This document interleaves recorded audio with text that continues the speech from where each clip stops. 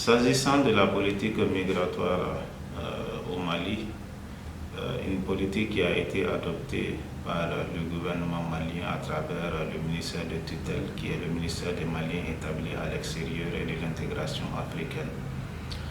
Alors, cette politique a 8 axes, et ces 8 axes prend en compte l'ensemble des aspirations des organisations de défense des droits et des intérêts de la diaspora malienne, dont le CSDM fait partie.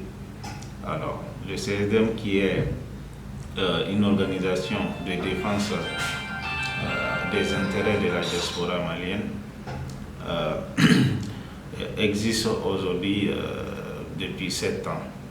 C'est-à-dire que le CSDM est créé en septembre 2015. Et à ces jours, le CSDM est présent dans 52 pays à travers le monde.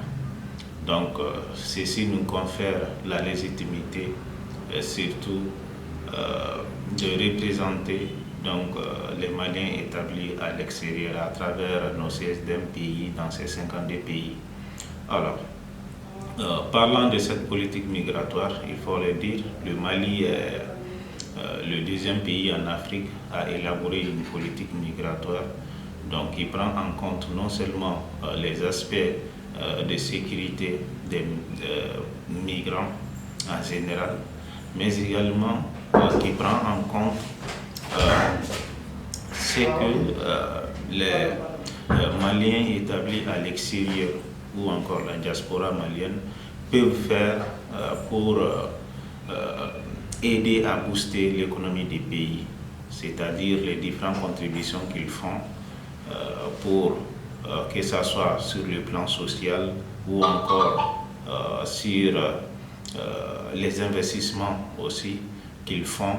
Donc ça c'est vraiment des aspects de contribution de la diaspora malienne aujourd'hui au Mali qui n'est pas à négliger et qui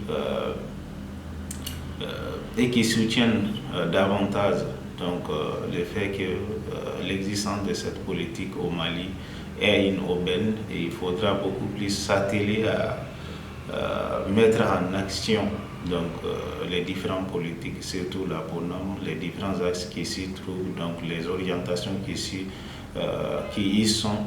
Donc on arrive vraiment à mettre ces orientations en pratique, qui fera vraiment le meilleur, non seulement pour les Maliens établis à l'extérieur, mais également ceux qui sont restés à l'intérieur et pour le développement du pays en général. Alors d'abord, il faudra déjà que les différents acteurs autour de la migration arrivent à se donner les mains, à conjuguer les efforts pour pouvoir vraiment atteindre l'objectif qui est vraiment une bonne mise en œuvre de cette politique. On sait que ces différents acteurs-là sont complémentaires. L'État a un rôle à jouer, les organisations de la société civile ont également leur rôle à jouer, et il y a également les partenaires techniques et financiers. Les partenaires techniques et financiers qui ont également leur rôle à jouer. Donc il faudra que l'ensemble de ces éléments-là, l'ensemble de ces acteurs-là arrivent à coordonner leurs efforts pour pouvoir vraiment atteindre l'objectif qui est la bonne mise en œuvre de la politique migratoire.